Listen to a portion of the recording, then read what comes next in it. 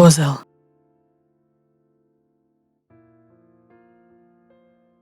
Бозелот расте како грмушка или како ниско дрво.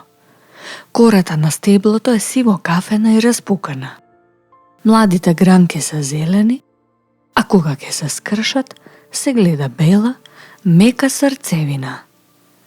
Листовите се поставени еден наспроти друг, непарно сложени во вид на перја, со долги зашилени и назабени ливчиња.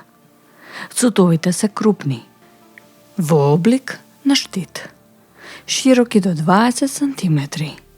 Цветовите се со јак мирис, ситни, бели или бледо жолти, со јасно видливи жолти антери.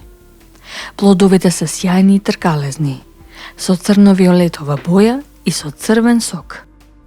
Бозелот цути во јуни. Бозелот е лековита билка, а од него се користат цветот и зрелите плодови за подготовка на сируп, джем, вино, чај и друго. Цветот има сложен биохемиски состав, со што помага во излачувањето на поттај на урината.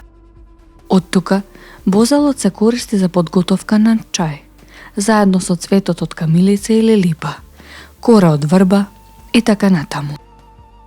Исто така, чајот од бозел се користи за лекување при настинки, грип, заболување на горните дишни патишта и при ревматски заболувања.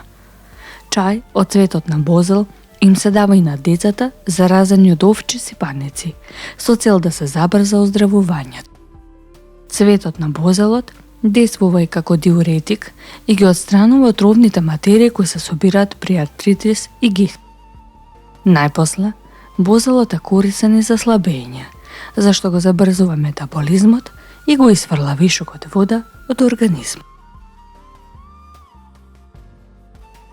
Од цветовите и зрелите бубинки се прави вино, а во Унгарија се подготвува како бренди, зашто се потребни 50 килограми овошје за да се добие 1 литар бренди.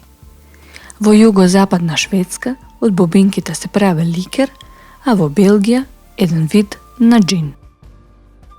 За да направите чај од бозел, потребно е еден исушен цвет да го попарите со чаша жешка вода. Садот стои покриен 20 минути. Се процедува и се пие засладен со мед по половина чаша 3 до 4 пати дневно, 15 минути пред јадење. Советите од народната медицина не се замена за стручен лекарски совет.